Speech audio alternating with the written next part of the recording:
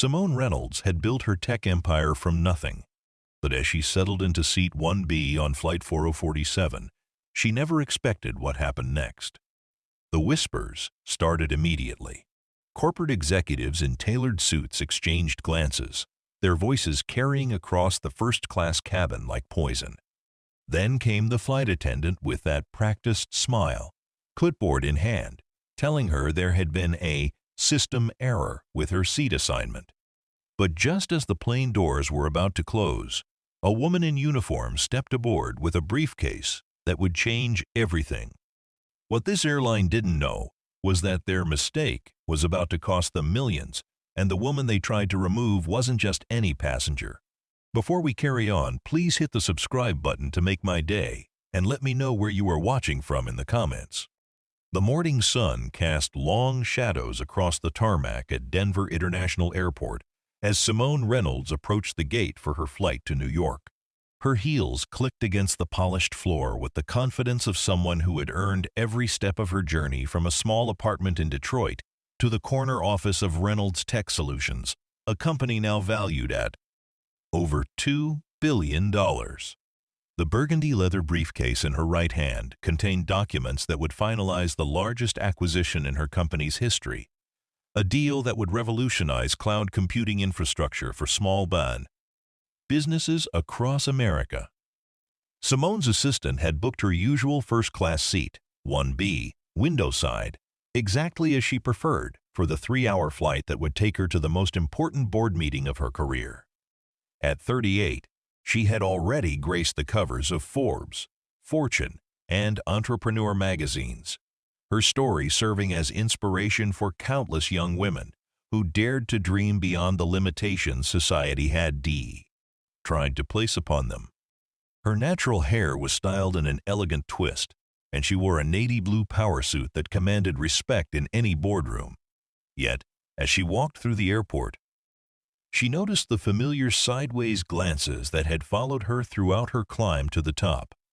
The gate area bustled with the usual mix of business travelers and vacationers, but Simone's attention was focused on the documents she reviewed one final time before boarding.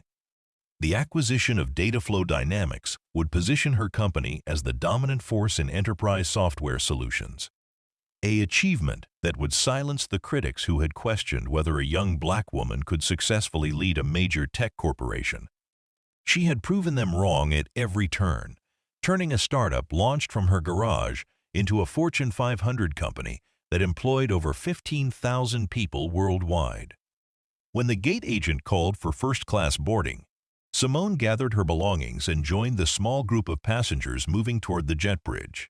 The flight attendant, a blonde woman named Jessica according to her name tag, scanned Simone's boarding pass with a smile that seemed genuine enough, though Simone had learned to read the subtle differences between authentic warmth and professional courtesy. Years of navigating corporate America had taught her to recognize the micro-expressions that revealed what people really thought when they looked at her. "Welcome aboard, Ms. Reynolds," Jessica said, her voice carrying the practiced cheerfulness of someone who had repeated the same greeting thousands of times. "Right this way to your seat." Simone followed the familiar path down the jet bridge, her mind already shifting to the presentation she would deliver to the board members in 6 hours. The numbers were solid, the projections conservative, and the strategic advantages undeniable. This deal would secure her company's position for the next decade while creating hundreds of new jobs and establishing research facilities in underserved communities, a personal mission that had driven many of her business decisions. The first-class cabin of the Boeing 777 was configured in a 2-2 layout with wide leather seats that could recline into fully flat beds. Simone's seat, 1B, was positioned perfectly for her to work during the flight without distraction. She had flown this route dozens of times, always in the same seat, always treated with the professional courtesy that her status as a frequent flyer and business-class passenger demanded. The routine had become second nature, a small comfort in the chaos of her demanding schedule. As she settled into her seat and placed her briefcase in the overhead compartment, Simone became aware of the whispered conversations happening around her. Two men in expensive suits occupied seats 2A and 2B, their voices low but their words carrying in the quiet cabin. The phrase, "Doesn't look like she flies this route," drifted across the aisle, followed by knowing chuckles that made her stomach tighten with familiar frustration. The man in 2A, a silver-haired executive with a Rolex that caught the cabin lighting, leaned toward his companion and spoke in what he clearly thought was a whisper. "I'm telling you, David, something's not right. I've been flying this route for 12 years, and I know the usual crowd. She's probably using someone else's ticket or got upgraded by mistake." His companion, younger but equally privileged in his designer clothing and confident demeanor, nodded in agreement. "The airline's been making a lot of errors lately. Remember last month when they put that family with screaming kids in first class? Management's getting sloppy." Simone's jaw tightened as she recognized the coded language, the same assumptions that had followed her throughout her career. She had heard variations of these conversations in boardrooms, at networking events, and during industry conferences. The implication was always the same. She didn't belong in spaces reserved for their kind of people. The irony wasn't lost on her that she'd probably earned more in a month than both men combined. Yet their first instinct was to question her right to occupy the seat she had paid for. She forced herself to focus on her tablet, opening the presentation files that contained months of research and analysis. The acquisition of data flow dynamics represented more than just business expansion. It was a statement about the future of technology leadership. The company's founder, Maria Santos, was a Latina entrepreneur who had built her business from the ground up, much like Simone herself. Together, they would create a powerful alliance that would challenge the industry's traditional power structures. The boarding process continued around her, with passengers filing past her seat toward the economy section. Simone noticed how the flight attendants greeted each first-class passenger with varying degrees of warmth and attention. The executives in 2A and 2B received enthusiastic welcomes, with Jessica asking about their preferences for pre-flight beverages and inquiring about their business in New York. When she passed Simone's row, however, the interaction was noticeably cooler, more perfunctory. "Can I get you anything before takeoff?" Jessica asked, her smile not quite reaching her eyes. "Just water, please," Simone replied, maintaining her professional demeanor despite the growing tension in the cabin. As Jessica moved on to serve other passengers, Simone overheard more whispered conversations. A woman in 1A, presumably the wife of one of the executives, made a comment about standard slipping and how anyone can buy a first-class ticket these days. The words stung, not because they were particularly creative or original, but because they represented the persistent doubt that shadowed every achievement in her life. The irony of the situation wasn't lost on Simone.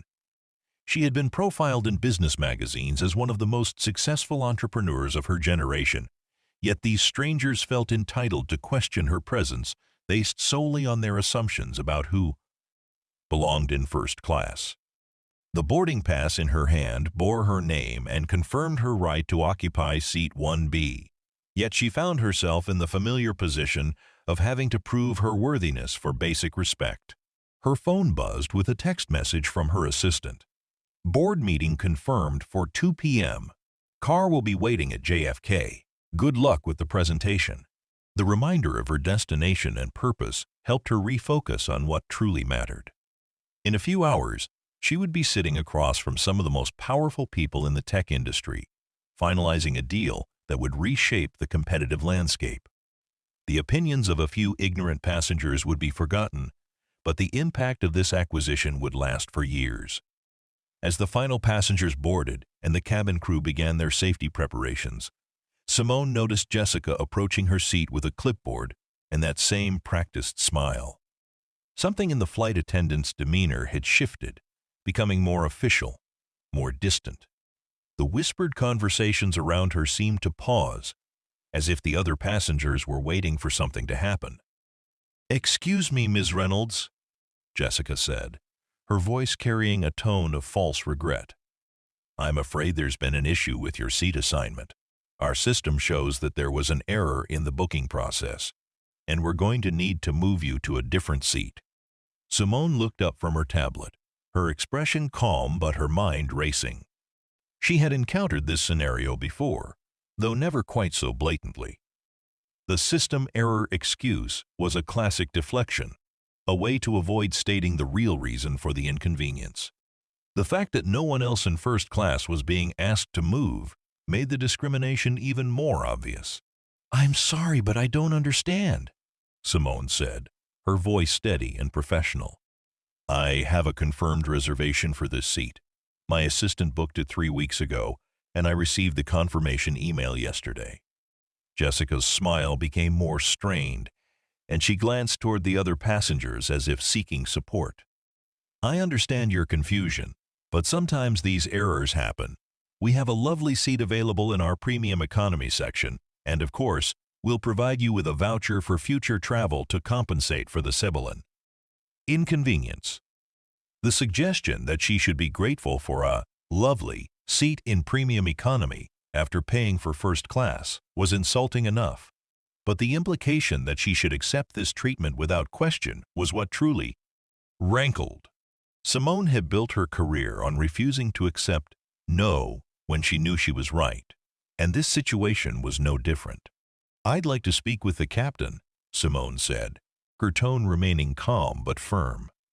"This is clearly not a system error, and I have no intention of giving up a seat that I've paid for and have every right to occupy."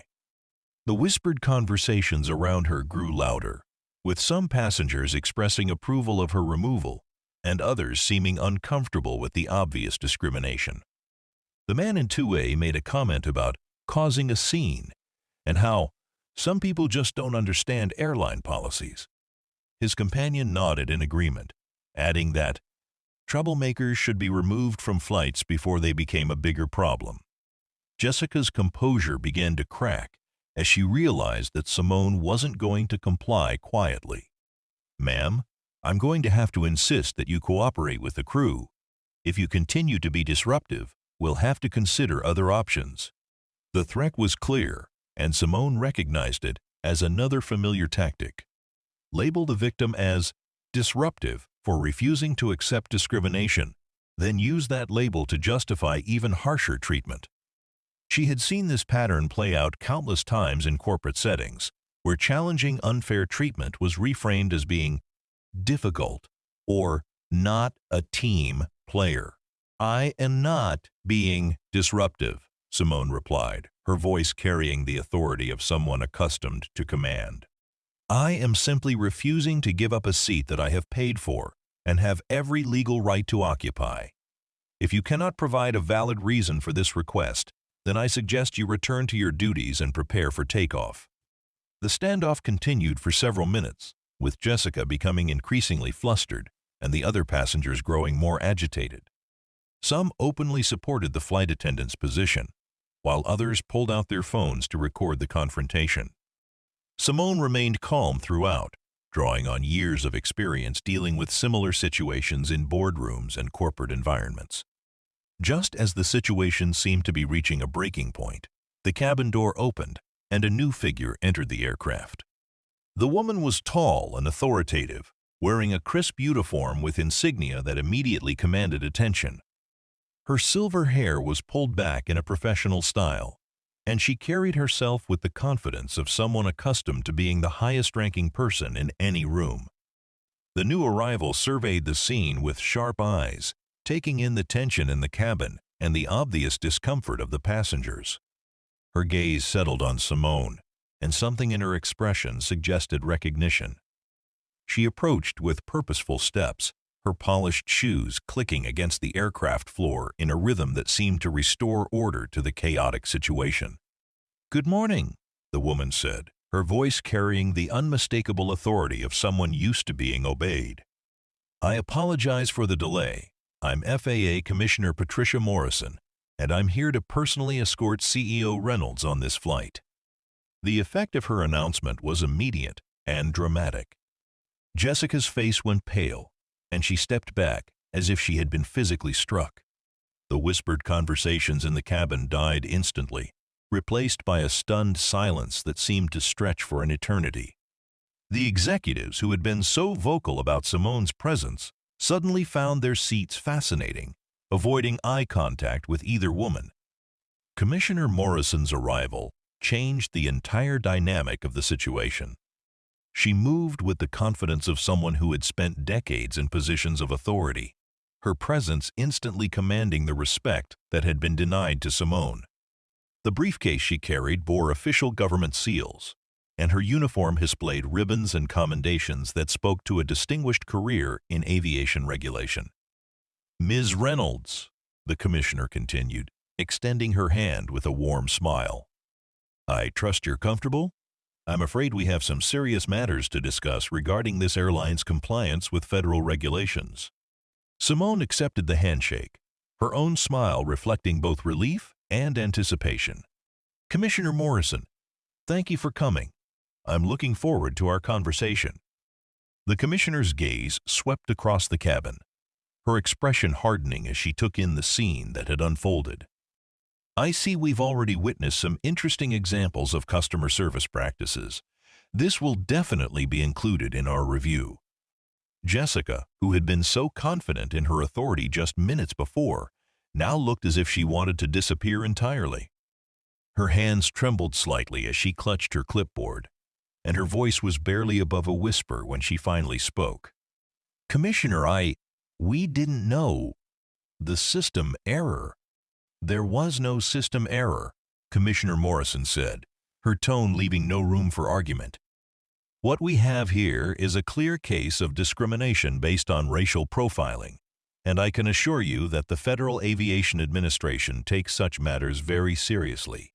The commissioner's words hung in the air like a verdict, and the reality of the situation began to sink in for everyone involved. This wasn't just about a seat assignment or a misunderstanding. It was about institutional discrimination that had been exposed at the highest levels of government oversight. The passengers who had been so eager to see Simone removed now realized they had been witnesses to a federal case in the making. "Furthermore," Commissioner Morrison continued, "I want to inform everyone on this aircraft that we are currently conducting a comprehensive review of this airline's license to operate. Recent reports of discriminatory practices have reached my office, and today's incident will be thoroughly investigated." The announcement sent shockwaves through the cabin. The implications were staggering. If the FAA found evidence of systematic discrimination, the airline could face massive fines, regulatory sanctions, or even the suspension of its operating license. The executives who had been so confident in their assumptions now faced the possibility that their casual racism had contributed to a federal investigation. Simone watched the unfolding drama with a mixture of satisfaction and sadness. She was gratified to see justice being served, but disappointed that it had taken the intervention of a federal official to secure basic respect and equal treatment. The incident highlighted the persistent challenges faced by people of color in America, even those who had achieved the highest levels of success. Commissioner Morrison took the seat across from Simone, her presence serving as a protective barrier against further harassment. "I hope you don't mind if I join you for the flight. We have quite a bit to discuss regarding the regulatory framework for aviation safety and discrimination prevention." "Of course," Simone replied, understanding that the commissioner's presence was both professional and personal. "I'm honored by your company." As the aircraft prepared for takeoff, the atmosphere in the cabin had transformed completely. The whispered conversations had been replaced by an uncomfortable silence, with passengers stealing glances at the two women who had just demonstrated the power of standing up to discrimination. Jessica and the other flight attendants moved through their duties with newfound respect and professionalism, their earlier arrogance replaced by nervous efficiency. The man in 2A, who had been so vocal about Simone's presence, now sat rigidly in his seat, his face flushed with embarrassment and perhaps fear about the consequences of his words. His companion had pulled out his phone, probably researching the implications of being involved in a federal discrimination case. The woman in 1A had covered her face with a magazine, as if hiding from the reality of what she had participated in. Commissioner Morrison opened her briefcase and withdrew a folder filled with documents. "Ms. Reynolds, I want you to know that your complaint wasn't the first we've received about this airline. There have been multiple reports of similar incidents over the past 6 months, and the pattern is deeply troubling." Simone felt a surge of validation mixed with anger. "You mean this has happened to other passengers?" "Unfortunately, yes. We've documented at least a dozen cases of passengers being removed from first-class seats or denied boarding based on what can only be described as racial profiling. The airlines' explanations have been consistently inadequate, and their lack of corrective action has forced us to escalate our investigation." The revelation that she wasn't alone in this experience was both comforting and infuriating. Simone had suspected that the discrimination she faced wasn't isolated, but hearing it confirmed by a federal official made the systemic nature of the problem undeniable. How many other successful professionals had been humiliated in similar ways? How many had chosen to suffer in silence rather than fight back? "What can be done about it?" Simone asked, her voice carrying the determination that had driven her business success. Commissioner Morrison smiled grimly. "Quite a lot, actually. Federal aviation regulations are very clear about passenger rights and discrimination. Airlines that violate these regulations face serious consequences, including substantial fines and potential loss of their operating certificates." The aircraft began its taxi toward the runway, but the usual pre-flight tension was replaced by a different kind of anticipation. The passengers around them were clearly aware that they were witnessing something significant, a moment when institutional discrimination was being confronted at the highest levels of government authority. "I've been following your career," Commissioner Morrison said, her voice taking on a more personal tone. "Your work in expanding technology access to underserved communities is impressive. The partnership with historically black colleges and universities alone has created opportunities for thousands of students." Simone felt a warm sense of pride at the recognition. "Thank you. That program means a lot to me personally. I remember what it was like to have limited access to technology and mentorship. If I can help other young people avoid those barriers, then my success has a deeper purpose." "That's exactly the kind of leadership we need in the business community," Commissioner Morrison replied. "Which is why incidents like today's are so particularly troubling. When accomplished professionals are treated with such disrespect, it sends a message that success isn't enough to earn basic human dignity." As the aircraft lifted off and climbed toward cruising altitude, Simone reflected on the events of the past hour.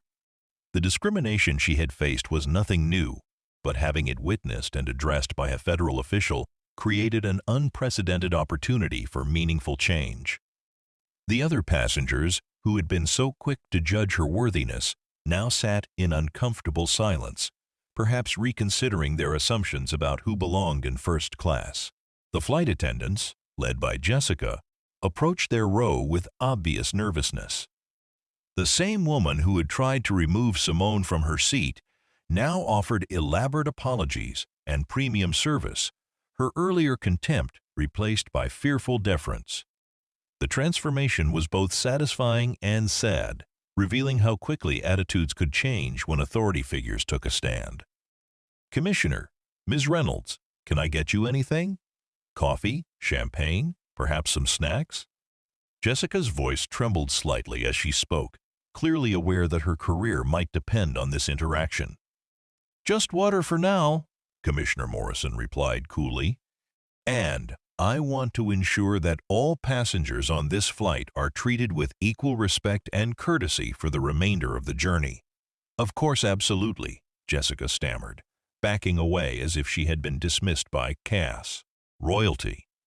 As the aircraft reached cruising altitude, Commissioner Morrison opened her briefcase and withdrew a tablet. "I'd like to show you some data we've compiled about discrimination in commercial aviation. The numbers are quite disturbing, but they also present an opportunity for meaningful reform." The screen displayed charts and graphs showing incident reports across different airlines and routes. The pattern was clear. Passengers of color, particularly those traveling alone in premium cabins, were disproportionately targeted for additional scrutiny, seat changes, and removal from flights. The data confirmed what Simone had suspected but had never seen quantified so starkly. "These numbers represent real people," Simone said, studying the charts. "Every data point is someone who was humiliated and discriminated against." "Exactly," Commissioner Morrison agreed. "And that's why we're taking such aggressive action. The FAA has the authority to implement comprehensive reforms, but we need industry leaders like you to support and advocate for these changes."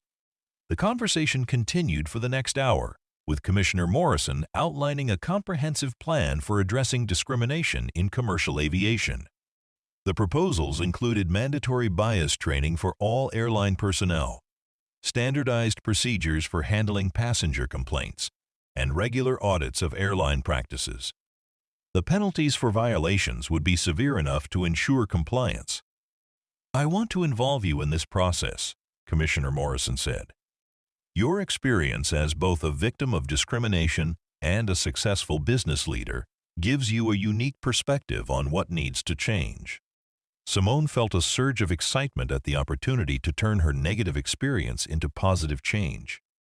"I'd be honored to participate. This is exactly the kind of systemic reform that's needed." As they discussed the details of the anti-discrimination initiative, Simone became aware that other passengers were listening to their conversation. The executives who had been so dismissive of her presence were now hanging on every word, perhaps realizing that they were witnessing the birth of a movement that would fundamentally change the aviation industry. The man in 2A, who had been so vocal about her not belonging in first class, now seemed to shrink in his seat every time Commissioner Morrison mentioned penalties for discriminatory behavior. His companion had abandoned any pretense of not listening and was openly staring at the two women, his expression a mixture of fascination and fear.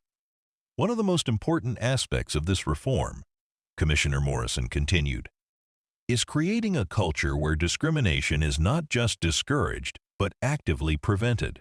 That means training programs, accountability measures, and consequences for those who engage in or tolerate discriminatory behavior." The implications were clear, and Simone could see the other passengers processing what they had heard. The casual racism that had been on display earlier wasn't just morally wrong. It was about to become a federal offense with serious consequences. The comfort zone that had allowed such behavior to flourish was being dismantled in real time. "I think we also need to address the economic impact of discrimination," Simone suggested. "Companies that discriminate against customers are not only morally wrong but also economically inefficient. They're losing revenue and damaging their brand reputation." Commissioner Morrison nodded enthusiastically. "That's an excellent point. The business case for equality is compelling, and we need to make sure industry leaders understand the financial consequences of discrimination." As the flight continued, word of the incident seemed to spread through the cabin. Passengers in economy class began requesting to move to the front of the aircraft, hoping to witness the historic conversation taking place in first class. The flight attendants, still nervous about their earlier behavior, were going out of their way to accommodate these requests.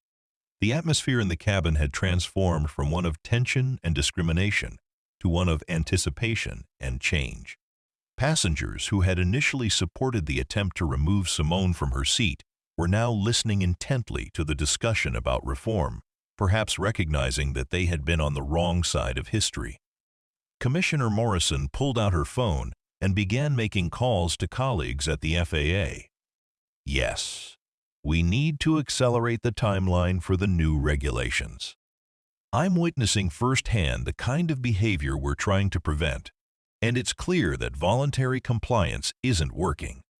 The phone calls continued for several minutes, with Commissioner Morrison outlining the incident and its implications for the broader investigation. Simone listened with growing amazement as she realized that her experience was catalyzing a comprehensive reform of aviation industry practices. "This is bigger than just one airline," Commissioner Morrison explained after finishing her calls. We're looking at industry-wide changes that will affect every carrier operating in the United States. The regulations we implement based on today's incident will protect millions of passengers for years to come. The magnitude of the moment wasn't lost on Simone. What had begun as a humiliating experience was now becoming a catalyst for meaningful change. The discrimination she had faced, while personally painful, was providing the evidence needed to implement reforms that would benefit countless other travelers. I want to make sure that no one else has to go through what I experienced today, Simone said. If my story can help prevent even one person from facing this kind of treatment, then the discomfort was worth it. Commissioner Morrison smiled warmly. That's exactly the attitude we need from industry leaders. Your willingness to speak out and demand change is what makes progress possible. As the aircraft began its descent into New York, the other passengers seemed to realize that they had been witnesses to a historic moment. The executives who had been so dismissive of Simone's presence were now trying to catch her attention, perhaps hoping to associate themselves with the reforms that were being discussed. The woman in 1A, who had made disparaging comments about standard slipping, now seemed eager to engage in conversation about diversity and inclusion. Her transformation from discrimination supporter to reform advocate was swift and somewhat transparent. But Simone chose to focus on the positive aspects of people's willingness to change. Commissioner, I want to thank you for your support today, Simone said as the aircraft approached JFK Airport. Your intervention not only protected me personally, but also created an opportunity for 1080D, meaningful reform. It was my pleasure and my duty, Commissioner Morrison replied. Discrimination has no place in commercial aviation, and I'm committed to ensuring that every passenger is treated with dignity and respect. The landing was smooth, and as the aircraft taxied to the gate, Commissioner Morrison gathered her documents and prepared to disembark. I'll be in touch within the next few days to discuss your role in the reform process. We're going to need strong voices like yours to make sure these changes are implemented effectively. I look forward to it, Simone replied, feeling a sense of purpose that went beyond her business success. This is the kind of work that can make a real difference in people's lives. As the passengers began to disembark, there was a noticeable change in how they interacted with Simone. The executives who had questioned her presence now offered respectful nods and even attempted to engage in conversation. The transformation was remarkable, though Simone recognized that it had taken federal intervention to achieve basic courtesy. Jessica, the flight attendant who had tried to remove her from her seat, approached with obvious nervousness. Ms. Reynolds, I want to apologize for my behavior earlier. I realize now that I was wrong, and I hope you can forgive me. Simone studied the young woman's face, seeing genuine remorse mixed with fear about the consequences of her actions. I accept your apology, Jessica. I hope you'll use this experience to treat all passengers with equal respect in the future. I will, I promise, Jessica replied, her voice filled with emotion. This has been a wake-up call for me, and I'm grateful for the opportunity to learn from my mistakes. The exchange highlighted one of the most important aspects of the day's events, the potential for individual growth and institutional change. While the discrimination Simone had faced was inexcusable, the response from federal authorities and the willingness of some individuals to acknowledge their mistakes created hope for a better future. As Simone gathered her belongings and prepared to leave the aircraft, she reflected on the journey that had brought her to this moment. From a young woman facing barriers at every turn to a successful CEO advocating for systematic change, her path had been marked by both challenges and opportunities to make a difference. The business meeting that awaited her in Manhattan would finalize the acquisition that had been her primary focus for months. But the events of the flight had given her a new mission. The fight against discrimination in commercial aviation would become a personal crusade, one that would leverage her platform and resources to benefit countless other travelers. Commissioner Morrison waited for her at the gate. surrounded by federal agents and airline executives who had been summoned to address the incident. The serious expressions on their faces suggested that the consequences for the airline would be severe and far-reaching. "Ms. Reynolds," Commissioner Morrison said, "I want you to know that this investigation will be thorough and transparent. The American people deserve to know that their government is taking discrimination seriously." "I have complete confidence in your leadership," Simone replied, "and I'm committed to supporting these reforms in whatever way I can." As they walked through the terminal, Simone noticed the curious stares and whispered conversations of other travelers. Word of the incident had apparently spread through social media and news networks, turning her personal experience into a national story about discrimination and reform. Her phone buzzed with messages from reporters, colleagues, and supporters who had heard about the incident. The story was already being framed as a watershed moment in the fight against discrimination in commercial aviation, with Simone positioned as both victim and catalyst for change. "This is going to be a challenging few months," Commissioner Morrison warned. "The airline industry will push back against these reforms, and you'll likely face criticism from those who benefit from the status quo." "I'm prepared for that," Simone replied with determination. "I've faced challenges before, and I've never backed down from a fight that matters." The conversation was interrupted by the arrival of Simone's assistant, who had been waiting at the airport to transport her to the board meeting. The young woman's face reflected a mixture of concern and admiration as she approached. "Ms. Reynolds, I saw the news reports. Are you okay?" she asked, her voice filled with genuine worry. "I'm fine, Maria," Simone replied, using the opportunity to introduce her assistant to Commissioner Morrison. "In fact, I think today's events might lead to some very positive changes." The introduction sparked a brief but meaningful conversation about the importance of young professionals seeing their leaders stand up against discrimination. Maria, a recent graduate of a historically black college, had been following Simone's career as inspiration for her own ambitions. "Seeing you handle that situation with such grace and strength means everything to people like me," Maria said. "You're showing us that we don't have to accept discrimination as the price of success." The comment reinforced Simone's commitment to the reform movement.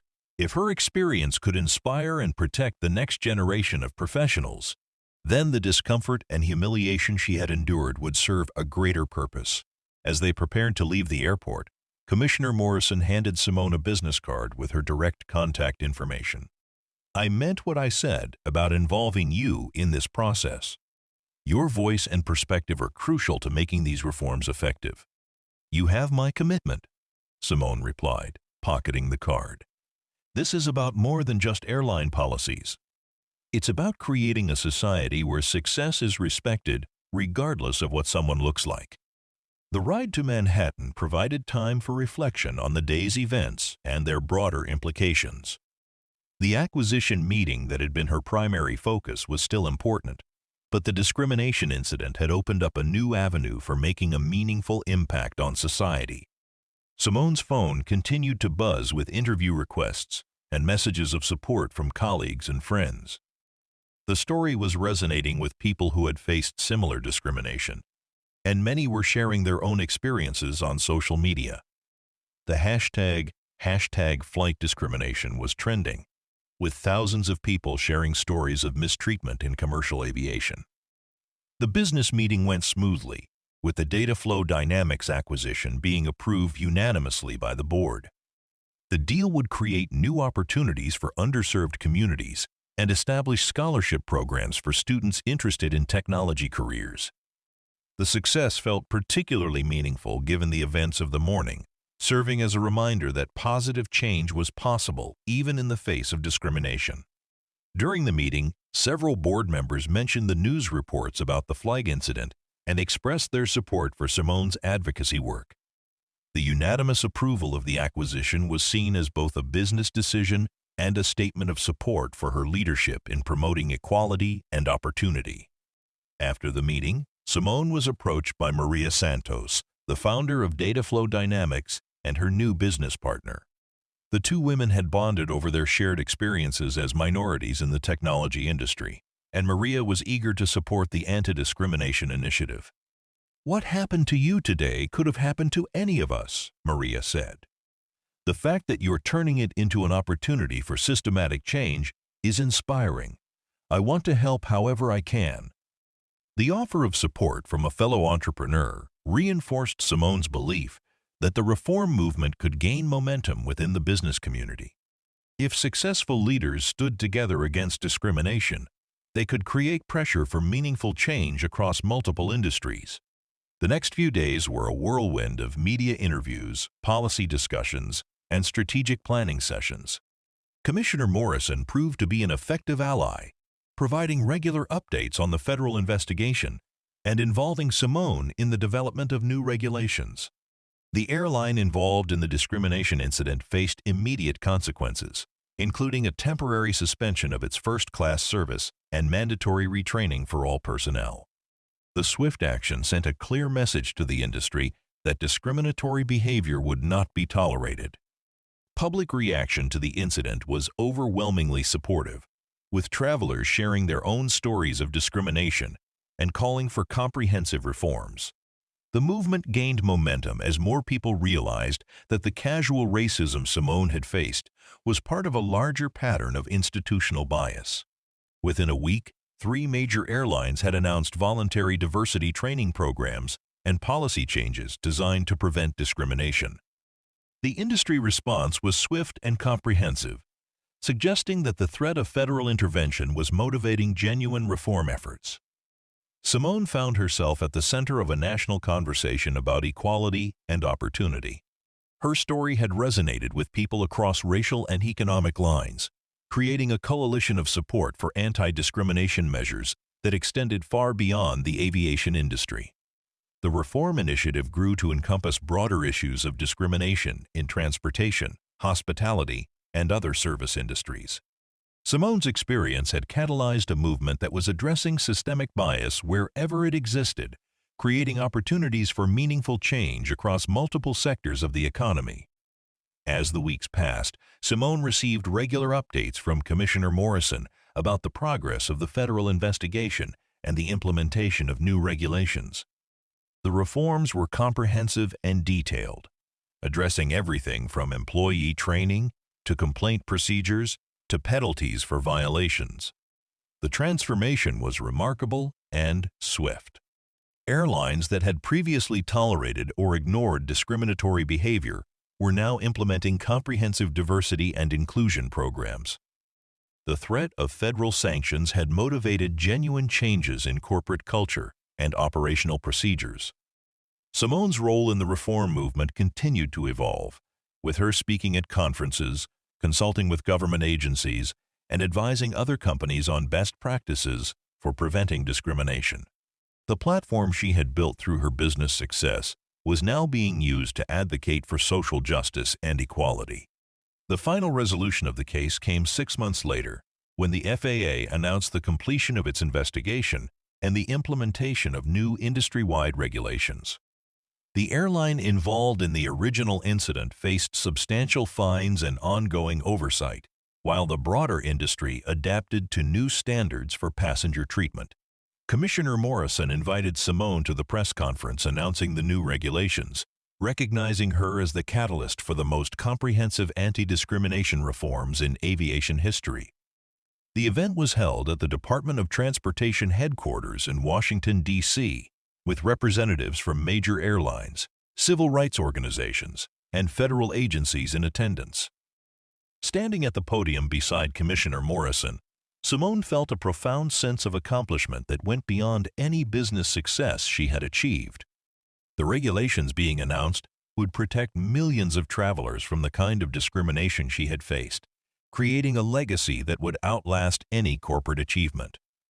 "Today marks a turning point in commercial aviation," Commissioner Morrison announced to the assembled crowd. "Thanks to the courage of individuals like Ms. Reynolds, who refuse to accept discrimination as acceptable, we are implementing the most comprehensive passenger protection measures in our nation's history." The new regulations were extensive and detailed, covering every aspect of passenger treatment from booking to arrival. Airlines were required to implement bias training for all personnel, establish clear procedures for handling discrimination complaints, and submit regular reports on their diversity and inclusion efforts. The penalties for violations were severe enough to ensure compliance across the industry. Simone's remarks at the press conference focused on the broader implications of the reforms and the importance of continuing the fight against discrimination in all its forms. "What happened to me on that flight was not an isolated incident," she said, her voice carrying the authority of someone who had lived through the experience. "It was part of a pattern of discrimination that affects countless travelers every day. These reforms represent a commitment to treating all passengers with dignity and respect, regardless of their race, gender, or background." The media coverage of the press conference was extensive, with news outlets around the world reporting on the historic nature of the reforms. The story of how a single incident of discrimination had led to industry-wide changes resonated with audiences who had witnessed similar injustices in their own lives. In the months that followed, the impact of the reforms became increasingly apparent. Reports of discrimination in commercial aviation dropped dramatically, while passenger satisfaction scores improved across all demographic groups. The airlines that had initially resisted the changes began to embrace them as both morally right and economically beneficial. Simone's role as an advocate for equality expanded beyond the aviation industry, with her speaking at conferences and consulting with organizations across various sectors. Her story had become a powerful example of how individual courage could catalyze systematic change, inspiring others to stand up against discrimination in their own fields. The acquisition of data flow dynamics, which had been the original purpose of her fateful flight, proved to be even more successful than anticipated. The combined companies created thousands of new jobs and established technology centers in underserved communities, fulfilling Simone's vision of using business success to promote social opportunity. A year after the incident, Simone received a call from Jessica, the flight attendant who had tried to remove her from her seat. The young woman had completed extensive diversity training and was calling to update Simone on the changes that had been implemented at her airline. "Ms. Reynolds, I wanted you to know that everything is different now," Jessica said, her voice filled with genuine emotion. "We have regular training sessions, clear procedures for handling any situation, and a culture that really values treating all passengers with respect. I'm embarrassed about how I behaved that day, but I'm grateful for the opportunity to learn and grow." The conversation highlighted one of the most important aspects of the reform movement: the potential for individual transformation alongside institutional change. While the discrimination Simone had faced was inexcusable, the response had created opportunities for education and growth that benefited everyone involved. The success of the aviation reforms inspired similar initiatives in other industries, with hospitality companies, retail chains, and service organizations implementing their own anti-discrimination policies.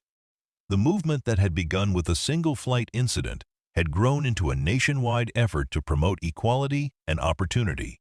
Simone's company, Reynolds Tech Solutions, became a model for diversity and inclusion in the technology industry. The comprehensive program she implemented attracted top talent from all backgrounds and established her organization as a leader in creating equitable workplaces. The impact of her advocacy work extended to the next generation of professionals, with young people from diverse backgrounds citing her example as inspiration for their own career aspirations. The message that success should be respected regardless of appearance or background resonated with students and early career professionals who had faced similar challenges. 2 years after the incident, Simone was invited to deliver the keynote address at the annual conference of the National Association for the Advancement of Colored People. Her speech, titled "From Discrimination to Transformation," outlined the journey from personal humiliation to systematic reform and challenged the audience to continue fighting for equality in all aspects of society.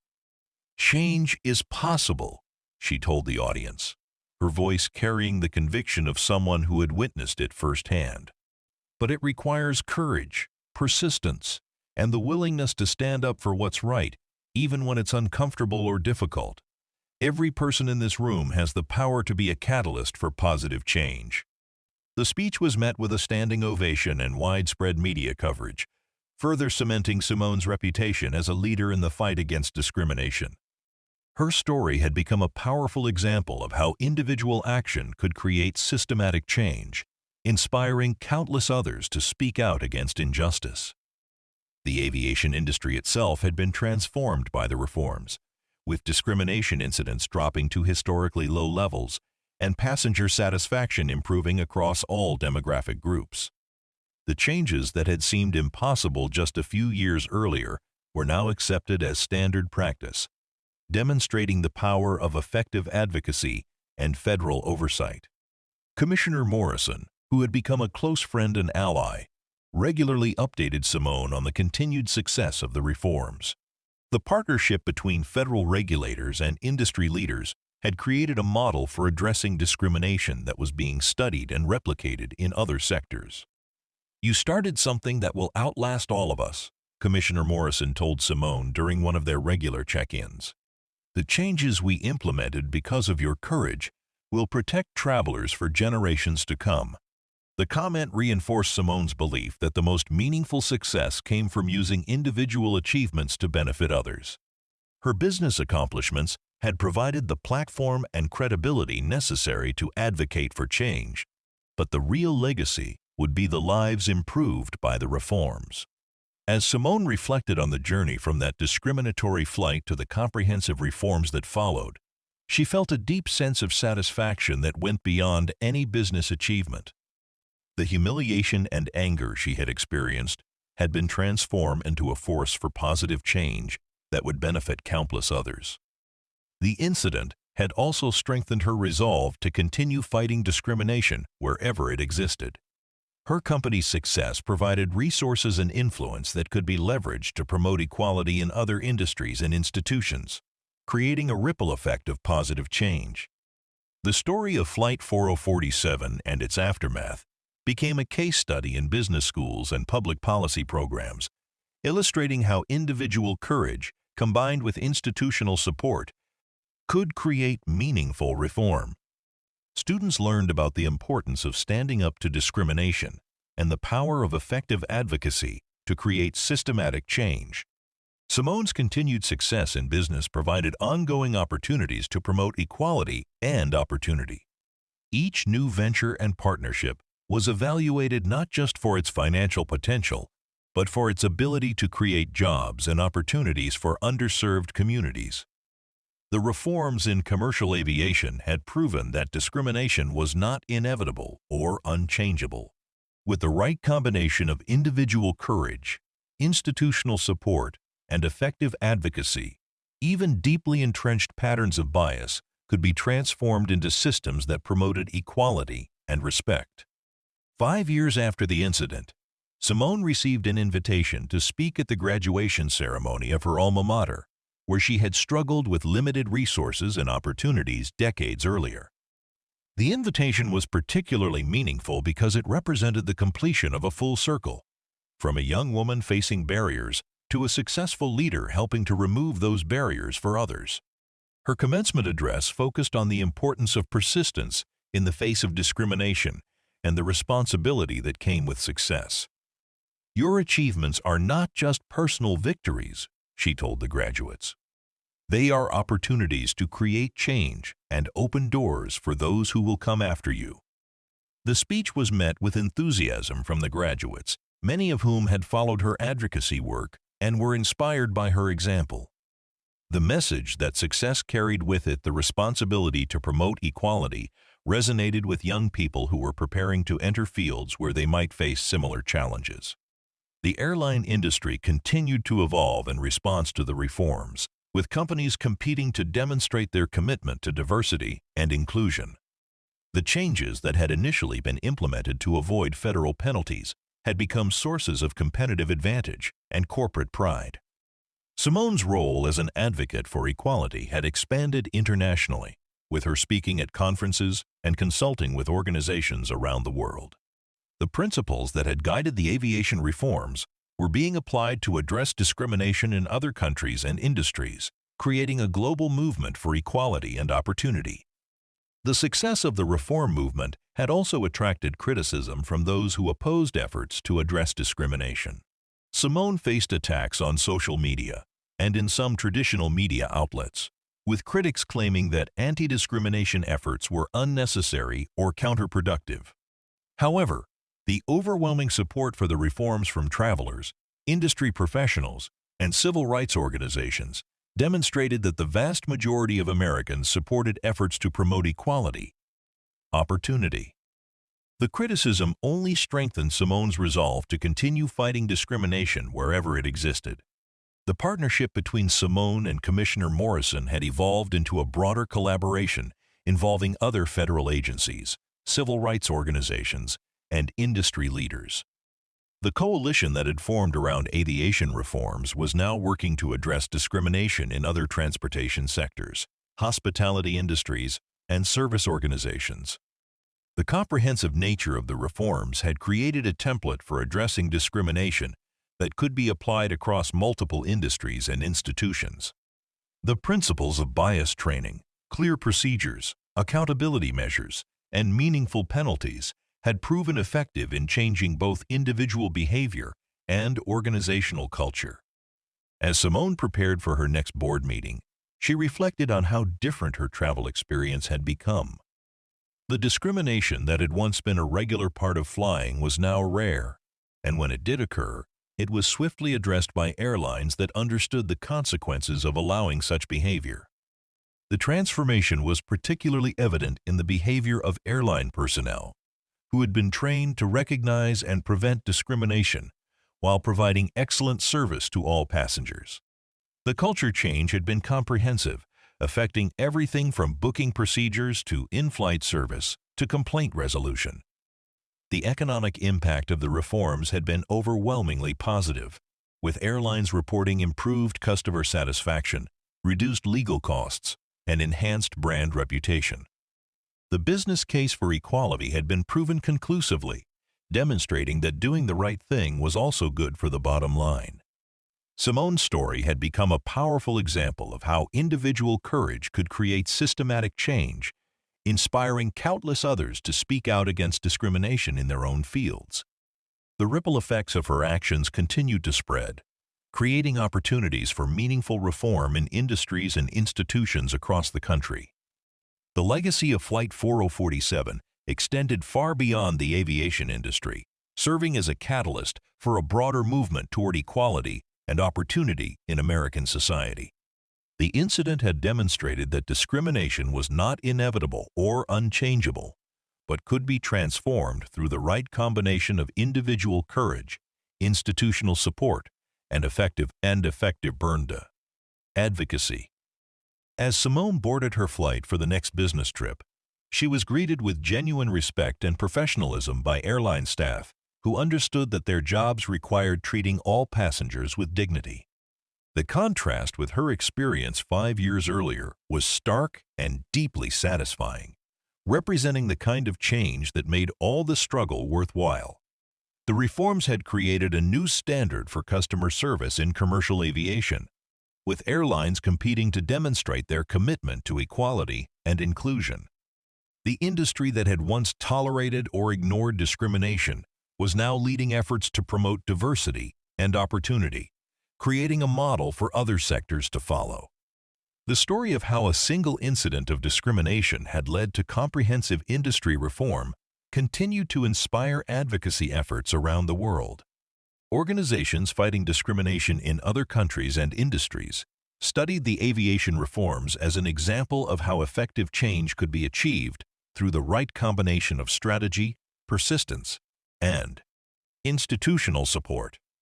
Simone's continued success in business provided ongoing opportunities to promote equality and create opportunities for underserved communities.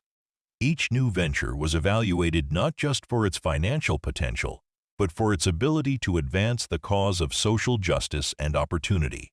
The transformation of commercial aviation from an industry that tolerated discrimination to one that actively promoted equality represented one of the most significant civil rights victories of the modern Sabbaline IRA. The changes that had seemed impossible just a few years earlier were now accepted as standard practice, demonstrating the power of effective advocacy and federal oversight.